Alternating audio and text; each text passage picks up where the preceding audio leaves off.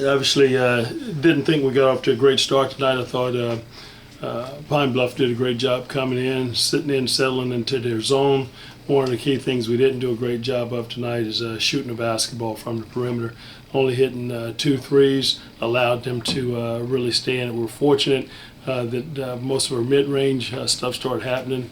Had good post play, got second chance opportunities in terms of rebounds, and that certainly helped us there at the end. And then going in with the momentum with the big play by Tariq, I thought helped us right there at halftime to go in one. Thought the second half we got a little bit more of a rhythm against their zone, got a little bit more movement offensively, and hit some big shots and key shots and just enough to get down the stretch. But I thought the biggest thing we were concerned about is winning the war in the paint, and with beating them on the glass by 20, I think it was 25 to 45 in rebounds.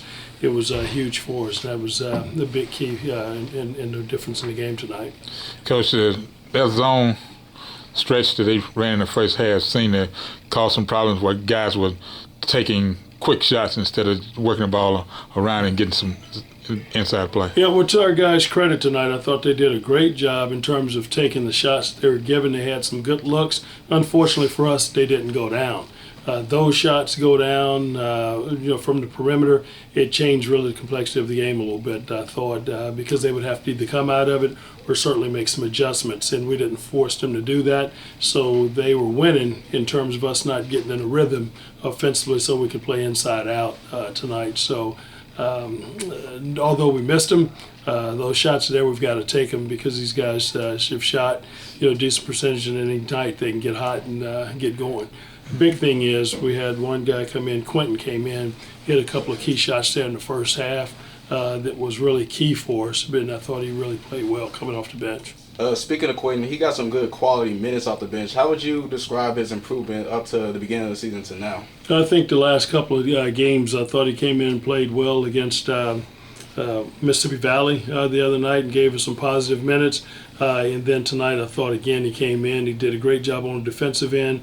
He's physical, he's got good strong body, and I thought he did a great job of subbing in for Hop and making some positive plays for us. I think he went 2 for 3 from the three-point line, and that's huge for us for a guy that hadn't really been playing a lot of minutes, and I thought that was huge for us in the first half when they'd gotten the lead on us. Coach, talk about how it feels to be able to play this game one more time and win it after losing such a legend like Kobe Bryant yesterday. Today's an extremely difficult one coming out of the office last night and getting the news in the hall. Eden Ewing came by me and told me that Kobe Bryant was dead, and it just kind of floored me. And my heart certainly was broken, and stomach just empty because of the fact that there's a connection when you talk about sports and guys being legend, be it Muhammad Ali being a boxer or whoever.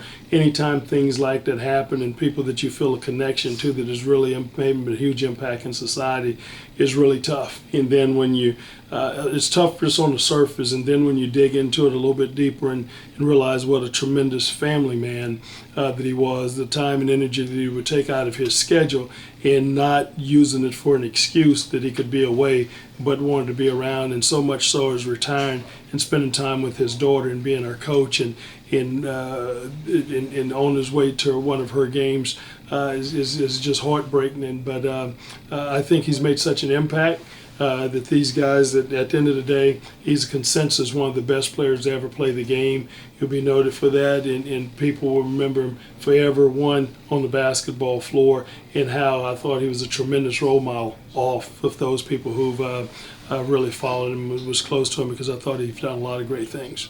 You mentioned that winning the war in the paint was critical. Did you realize that you guys had an advantage coming into the game, or was it something that you noticed as the game progressed? I thought that's an advantage on their part because I think their post guys are extremely aggressive. I think they do a great job in the paint.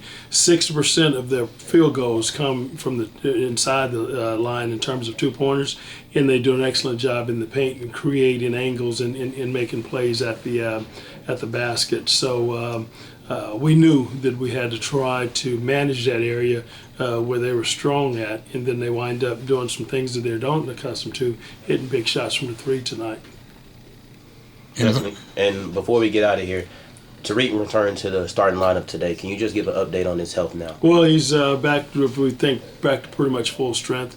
Now we've brought him. We actually had to cut his time in practice. Wasn't really practicing him and would spot him in games so he wouldn't be as sore. Now we've been able to get him through full-scale practices, so now we're able to get him back out there on the floor. If nothing else, Coach, thank you for your time. I certainly appreciate it, and go Tigers. Yeah, no.